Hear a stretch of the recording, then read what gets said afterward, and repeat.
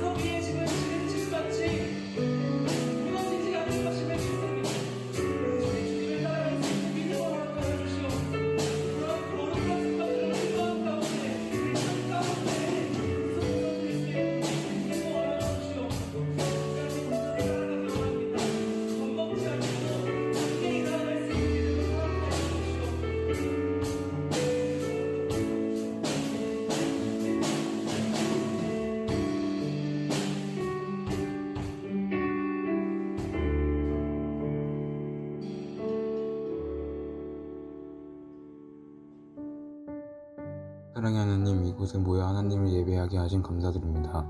코로나로 인하여 모이기가 어려운 시기임에도 이렇게 모여 예배드릴 수 있는 것은 전적으로 주님의 은혜임을 믿습니다.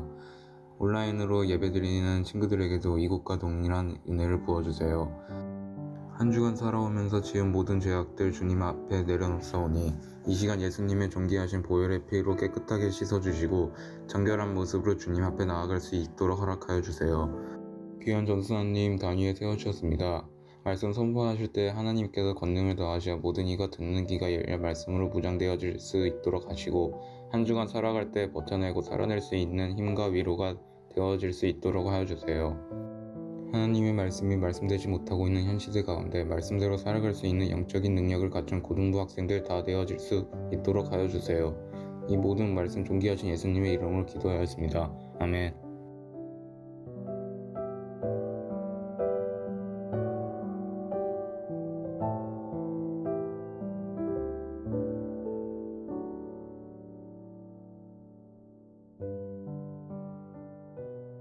다니엘은 뜻을 정하여 왕의 음식과 그가 마시는 포도주로 자기를 더럽히지 아니하리라 하고 자기를 더럽히지 아니하도록 환관장에게 구하니 하나님이 다니엘로 하여금 환관장에게 은혜와 공유를 얻게 하신지라.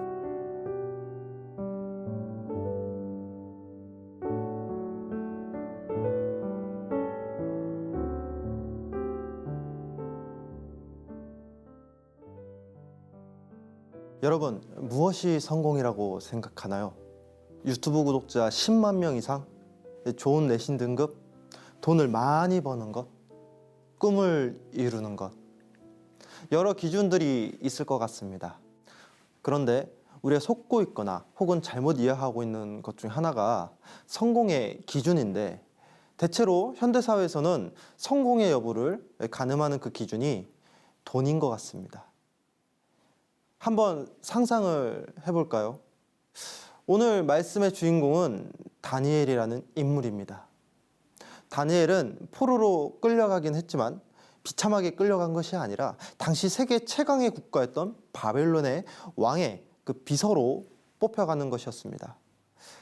여러분들에게 질문을 하겠습니다.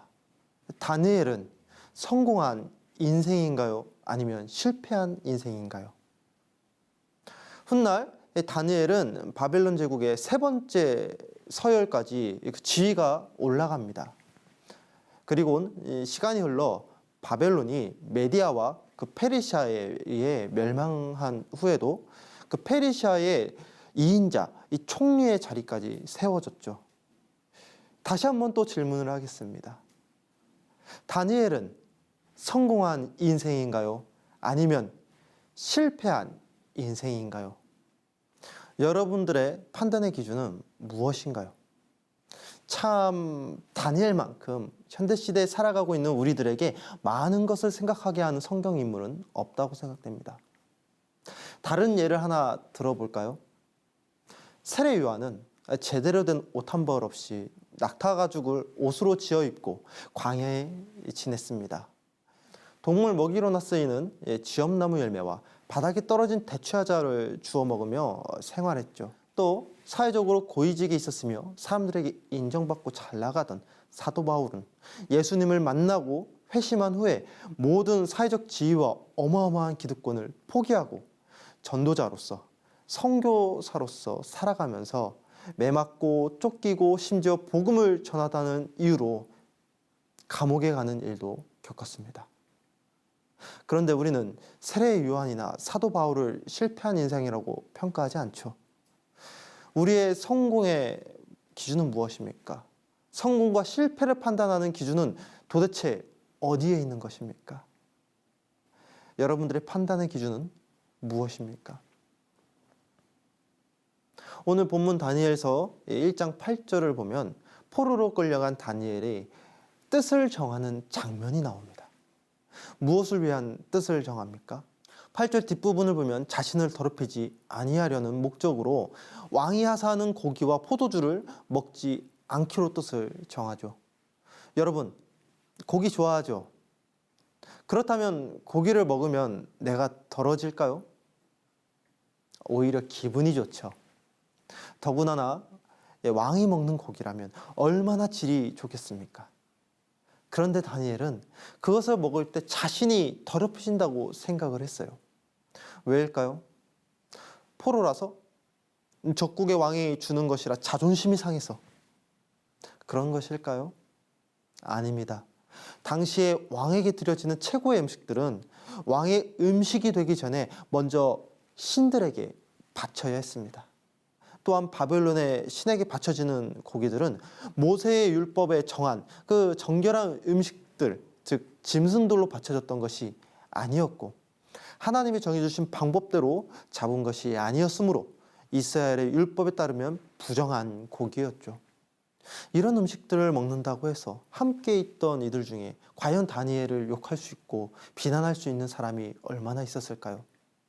아마 아무도 없었을 겁니다. 오히려 다니엘 입장에서는 자연스러운 거예요. 그가 바벨론 포로로 끌려올 당시 그의 나이는 17세에서 19세로 여러분들과 같은 나이로 추정되고 있어요. 엄밀히 따진다면 그는 자신의 본국에서 배운 것보다 타국의 나라에서 보고 배우고 받은 것이 더 많은 사람이었습니다. 흔히 말하는 친일파, 친로마파와 같은 지배 세력의 비호를 받는 그런 사람으로 평가할 수도 있었습니다. 대부분 역사에서는 기득권자들일수록 가진 것이 많은 사람일수록 보수적이고 변화를 바라지 않습니다. 그 사회에 수긍하고 내가 맞춰져 살아가려 하죠. 하지만 다니엘은 최소한의 음식을 가리는 것으로 하여금 하나님의 백성이라는 자신의 정체성을 기억하고자 지키고자 했던 것입니다.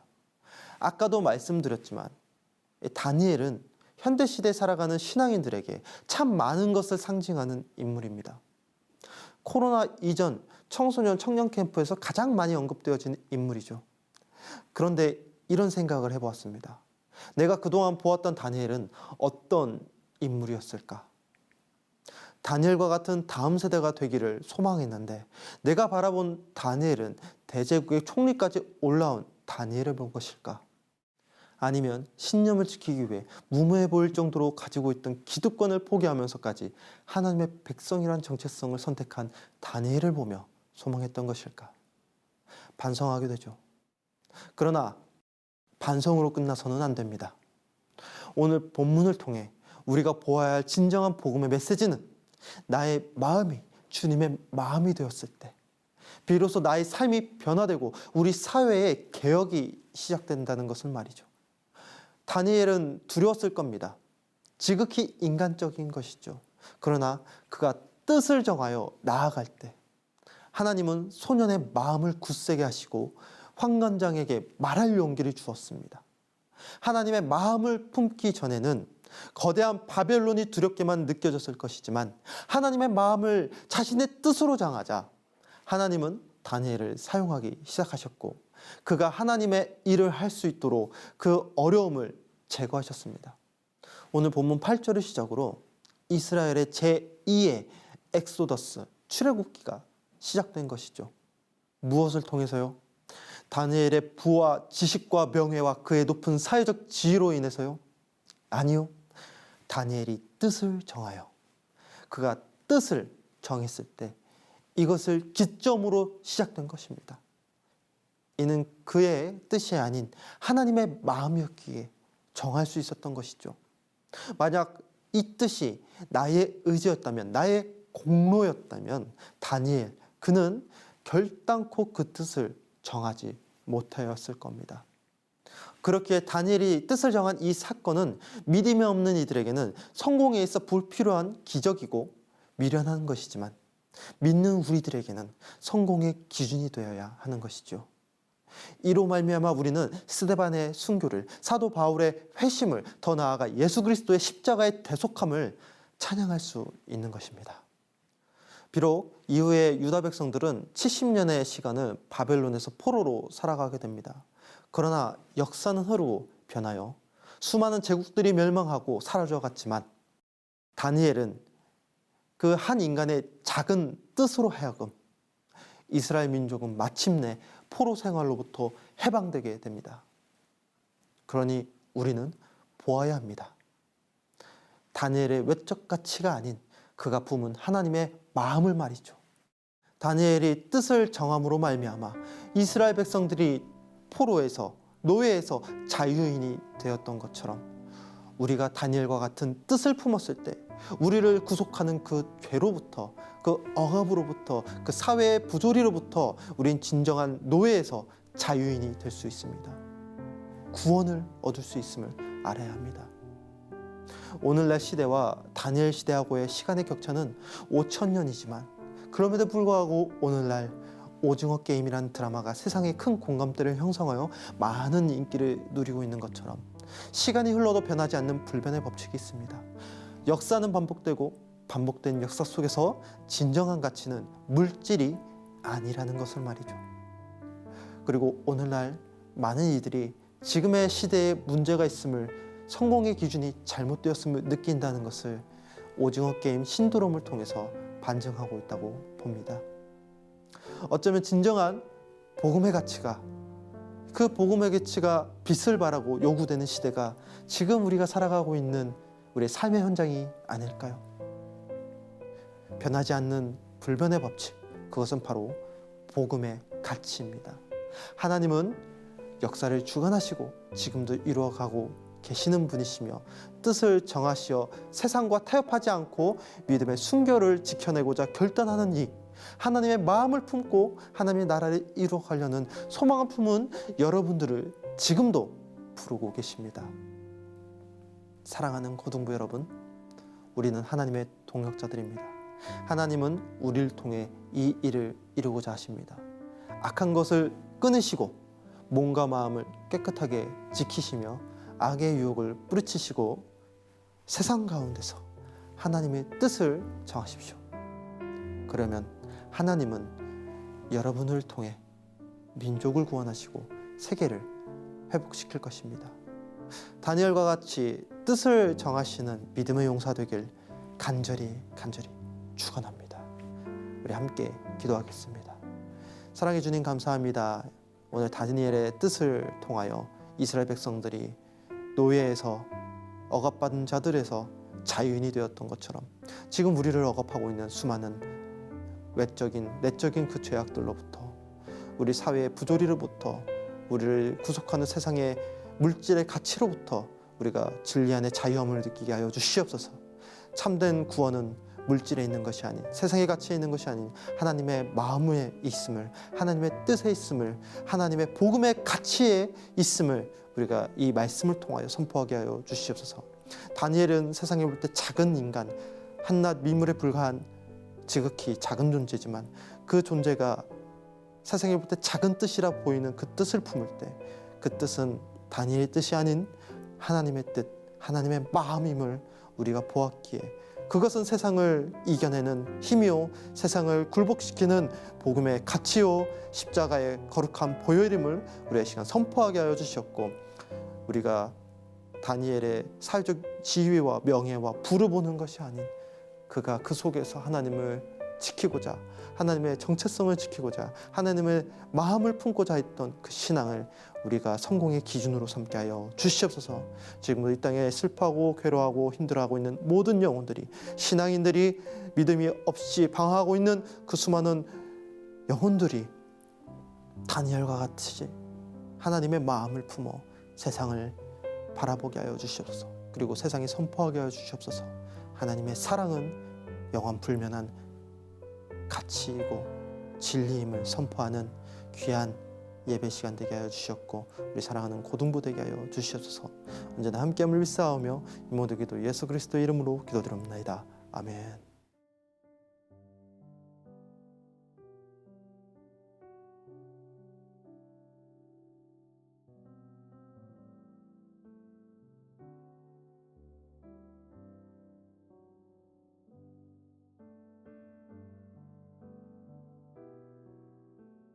주기도문으로 예배를 마치겠습니다. 하늘에 계신 우리 아버지, 아버지의 이름을 거룩하게 하시며 아버지의 나라가 오게 하시며 아버지의 뜻이 하늘에서와 같이 땅에서도 이루어지게 하소서. 오늘 우리에게 일할 양식을 주시고 우리가 우리에게 잘못한 사람을 용서해 준 것 같이 우리 죄를 용서하여 주시고 우리를 시험에 빠지지 않게 하시고 악에서 구하소서. 나라와 권능과 영광이 영원히 아버지의 것입니다. 아멘.